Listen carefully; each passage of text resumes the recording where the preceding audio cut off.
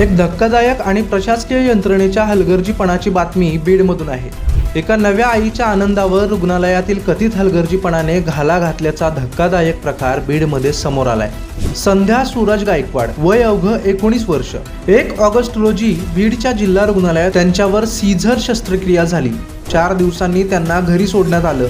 मात्र त्यानंतर संध्यांना तीव्र पोटदुखीचा त्रास सुरू झाला। खासगी रुग्णालयातील तपासणीत पोटात अनोळखी वस्तू असल्याचं समोर आलं आणि यापुढे पुण्यातील ससून रुग्णालयात शस्त्रक्रिया केल्यानंतर पोटातून हातमोजे आणि कागदी रुमाल काढण्यात आल्याचं कुटुंबियांचं म्हणणं आहे। संध्यांची प्रकृती गंभीर असून त्या मृत्यूशी झुंज देत आहेत। पती सूरज गायकवाड यांचा आरोप आहे की डॉक्टरांच्या निष्काळजीपणामुळे पत्नीची ही अवस्था झाली। घेतलं नाही तिला, तिथून आम्ही पुण्यामध्ये आलो। पुण्यामध्ये पहिल्यांदा दीनानाथला गेलो, दीनानाथला पण नाही घेतलं। नंतर वायशमला गेलो, वायशमला पण नाही घेतलं। आणि नंतर आता ससूनला आणल्यानंतर तिचं पहिलं ऑपरेशन झालं, तिची पिशवी काढण्यात आली।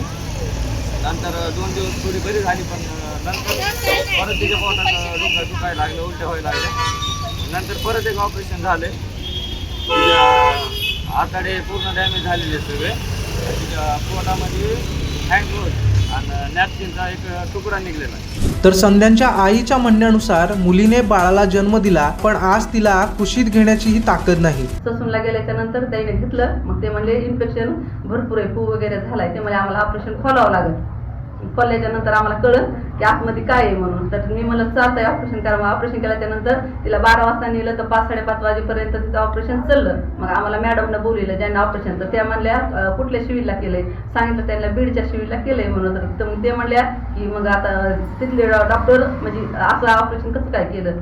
तर मी म्हणलं काय आम्हाला काय एवढी कल्पना नाही। तर मग त्याने आम्हाला ते म्हणल्या डॉक्टरचे ते हातामधले ग्लोव्ज आणि ते टिश्यू पेपर तिच्या ह्याच्यामध्ये निघला। तर मी त्यांना म्हणलं मॅडम द्या का, ते म्हणले हो देते। मग नंतर दुसऱ्या दिवशी म्हणलं मॅडम द्या, तर त्या म्हणलं ते पुरावे आमच्याकडे आहेत, वेळ आल्याच्या नंतर देऊ। त्याने आम्हाला नकार केला, आता म्हणले आम्ही देऊ शकत नाही तुम्हाला। आणि आता पण पूर्वी माझ्या आयसीयू मध्ये आहे, तिथे तर म्हणजे डॉक्टर सांगते आमचे प्रयत्न चालू आहेत म्हणजे। आणि तिथं पण पूर्वीच्या इथं एक सीझर झालं, तिथं गेल्याच्या नंतर 3 ऑपरेशन झालेत, परत आणखी म्हणजे सिरियसच आहे। दरम्यान जिल्हा शल्य चिकित्सकांनी संबंधित महिला डॉक्टर आणि कर्मचाऱ्यांना नोटिसा बजावल्याचं सांगितलं आहे।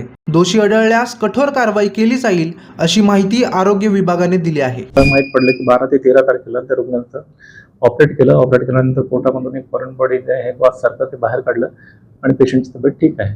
तर या अनुषंगाने मला माहिती भेटल्यानंतर मी जेव्हा ते कागदपत्र पूर्ण पाहिले, त्या अनुषंगाने आमच्या इथे जे सगळे तज्ञ होते त्यांनी ते ऑपरेट केलं होतं। तर ते केस पेपर वगैरे पाहून मग मी त्यांना त्याचा शोकॉज कारण दाखवा विचारलं, अजून माझ्याकडे त्यांचं उत्तर अप्राप्त आहे। आणि या संदर्भामध्ये माझ्याकडे नातेवाईकांकडून अजून सुद्धा अधिकृत अशी कुठली तक्रार नाही, परंतु मी याची पूर्ण चौकशी करून ठेवलेली आहे। आणि माझ्याकडे तक्रारच्या अनुषंगाने मी उपसंचालक कार्यालयाकडे किंवा संचालक कार्यालयाकडे संबंधित प्रकार जो घडलेला आहे तो अतिशय चुकीचा प्रकार आहे। चुकी अशा प्रकारचे रुग्णाच्या जीवाचा धोका घडण्यासाठी जर ठरत असेल तर त्याच्यावर नक्की कारवाई केली जाईल। प्रशासकीय कारवाईसाठी मी प्रस्ताव पाठवेल।